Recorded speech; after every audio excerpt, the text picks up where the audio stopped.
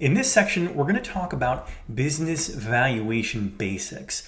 Obviously, this is a very important, if not the most important metric and component of selling your business. You want to know how much is your business worth today? What can it be worth in the future? And then how do the different types of buyers value a business and execute on an acquisition? So let's jump in. We generally see two types of business transactions, and that's really based on the operating status of the business. Now, the first method is more of an asset-based valuation method, and that is primarily for businesses that don't have meaningful revenues or profits, or maybe they've just gotten started, maybe the business has even wound down, and you're still trying to sell the valuable assets that you have built or acquired over the years. So let's say you have a business, it's not doing too well, it's not operating, it's not generating revenues or meaningful profits. In this case, you probably have some meaningful and valuable assets like equipment, machinery, real estate, buildings, and other tangible assets. Now think about it. Could a competitor acquire your assets for a substantial price and use them in their own business? Very likely. You often see this in the technology startup world, and you'll probably see the term acqui-hire. And that is where a competitor or a strategic company will acquire the assets and even the employee base, which your employees certainly are assets, especially if you have been building valuable technology or intangible or tangible assets that, again, a competitor could use in their own business. And they might even be able to give your employees a good home because they are valuable. So the uniqueness of the assets that you have built over the years has tremendous value. And another way to look at it is if one of your competitors who you're planning to sell to wanted to go and buy or build the same assets that you have bought or built over the years, what would it cost them? Assets with intangible asset value like patents, inventions, software, brands, trademarks, formulas, employee talent, as we mentioned, product formulas and designs, trade secrets, customer lists, and contracts. You have paid customers that maybe one of your competitors would like to acquire. Any type of intellectual property that you have built over the years that may not be generating substantial revenue and profits just yet certainly still has a ton of value. So the big question is, what are these assets worth? Well, you probably want to perform an asset-based valuation. And that's where you can have a professional firm who specializes in valuing real estate, machinery, equipment, or the broad world of intangible or intellectual property assets. You can actually place a value on those assets. Now, what is a buyer willing to pay? Well, again, if it would take them years and thousands or millions of dollars to build what you've built, it's very likely they'll pay thousands or even millions of dollars to buy the assets, even if they're not generating revenue and profits for you today. Now, the second and most common valuation method is for an operating existing business that's generating revenues and profits. It's an established company. Hopefully it's growing, and we'll get to the different types of metrics that buyers look for.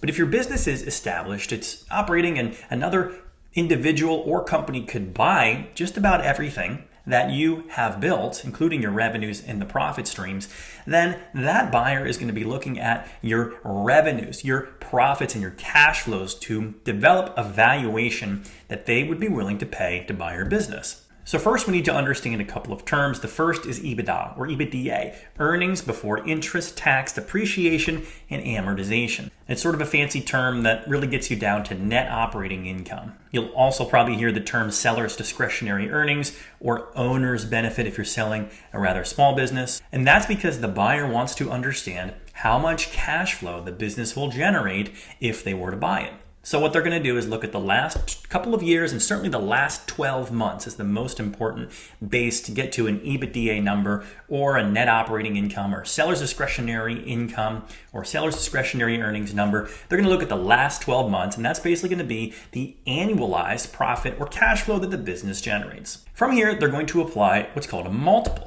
So let's say you have a business that generates $200,000 in EBITDA or seller's discretionary earnings, $200,000 over the last 12 months. A buyer is going to look at that, and they're going to do their research. They're going to look at comparable transactions, meaning what have similar businesses of similar size and industry, what have they sold for as a multiple of the earnings. They might also look at public company comparables if you have a larger company. So the buyer will go and look at a couple of different databases, and they will take a look at what profitable existing publicly traded companies are trading at as a multiple of their earnings. And certainly more sophisticated buyers will build a financial model where they will model out and forecast the hopefully increase in revenues and profits that the business will generate once they buy it, and then they will use that to perform what's called a discounted cash flow analysis. And that will also develop a current net present value of the business today. Basically, different types of buyers perform a variety of analyses to determine how much profit, cash flow, internal rate of return, any other metrics that are important to them, how much the acquired business will generate either on its own as a standalone business or if it's been added to or acquired into a larger entity. But for most small businesses, you need to know what is the basic profit or EBITDA or seller's discretionary earnings. What is that number on a last 12 months basis?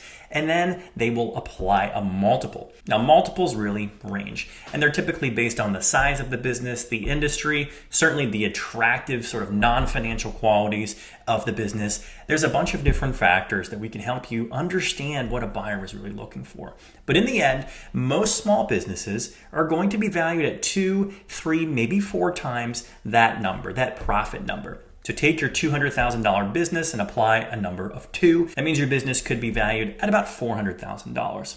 If you're growing, you're in an attractive industry, if there's a lot of competition in your marketplace, you have a very unique asset, you might get a 3 or 4 times multiple, which means your $200,000 profit business could sell for $600,000 or $800,000 or even more. Now, businesses that are growing more quickly, that have very unique properties to them, and that certainly have a slightly larger scale like $500,000 or $1 million or $2 million in profit or EBITDA, you might see a multiple of 5 to 7 to 8 times. So your $200,000 business could be worth $1 million or $1.5 million. And it's not unheard of for very unique, large, growing companies that have an established system, process, great staff. They're a very attractive asset. Some of those businesses have been known to sell for 10, 12, 15 times their annual profits. So while I can't give you a specific number on a general training just like this, I can tell you that if you're a small, established, profitable business, you're generating several $100,000 in earnings, then your business could be worth 2 to 4 times. So what are the different types of buyers in the universe? Who's going to buy your business? We've already established roughly what they're going to pay,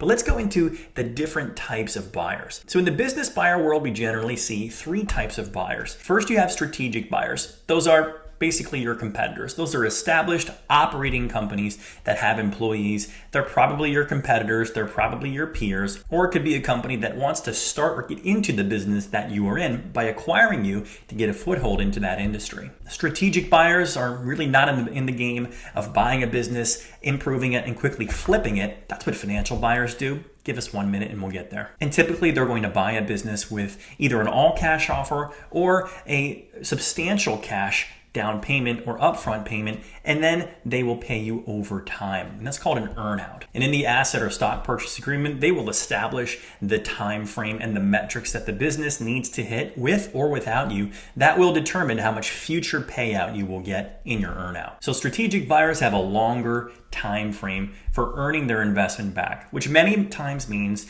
they're not going to be the lowest price bidder if they want your asset. Because think about it, they're already in the business. They would love to have your assets, your contracts, your revenues and your cash flows, your employees, and the strategic placement that you have in your marketplace. And that's really important to them to enter new markets and continue to grow their already existing business. Because of that, many strategic buyers are willing to pay more cash up front and have a shorter or smaller earned out component to the business they're going to buy. They're also willing to pay many times a higher multiple. So where you might get 2 to 3 times earnings if you have a small business, if you sell it to a financial or an individual buyer, a strategic competitor might pay 3, 4, 5 times, even 8 to 10 times what your business is generating. The second type of buyer is a financial buyer. That's going to be private equity firms. That's going to be search funds. It's going to be family offices. They're typically in the world of buying a company, adding other companies to it, and they're making primarily a financial investment to grow the business. They might even be investing other people's capital. And since private equity firms invest the money of typically other people, including the founders of the firm, they are primarily making a financial investment, meaning they're going to buy a company, they're going to improve it, they might reduce costs, they might put debt on the books to increase their returns, but they're going to run this for a 3 to 5 year investment or exit horizon.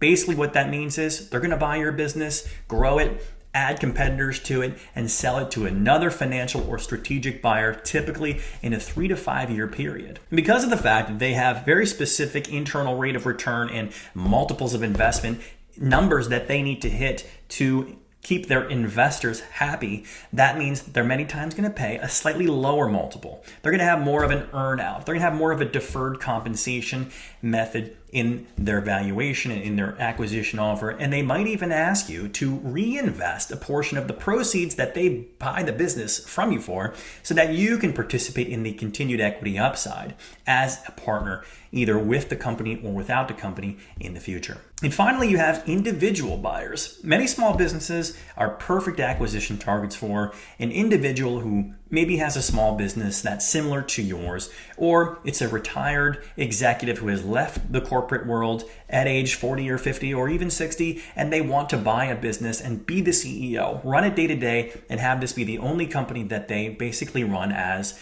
the leader of the company. That's very common in the small business world, and they might have some equity or debt investors who help them buy the company, but more or less, an individual typically has a goal of buying one and maybe two small businesses in a similar industry. They're going to grow it and either keep it through retirement and sell it just like you did, or they're going to sell it to a financial buyer or a strategic buyer, or they might even have the goal of passing it down to the managers of the company, the employees, a family member. There are really a lot of different ways that an individual can invest and acquire an entire company. Now, individuals are a bit different, primarily because they have typically less capital available than a strategic competitor, than a financial buyer who has millions and even billions of dollars from their investors to invest. So many times what that means is they're going to be using bank debt. They're going to be taking 10 or 20% of their own equity, their own cash, to put into a down payment, and the bank will finance most of the rest of the purchase price. It's also very common for an individual buyer to ask you as the seller to finance 10 to 20% of the purchase price of the business, in addition to the cash and the debt that they will go raise to buy the business outright. So don't be surprised if you get an acquisition offer from a small financial buyer or from an individual that has a component of you financing a portion of the purchase price, either through keeping equity in the business or through you holding a small seller note, or take that financing, as we often call it.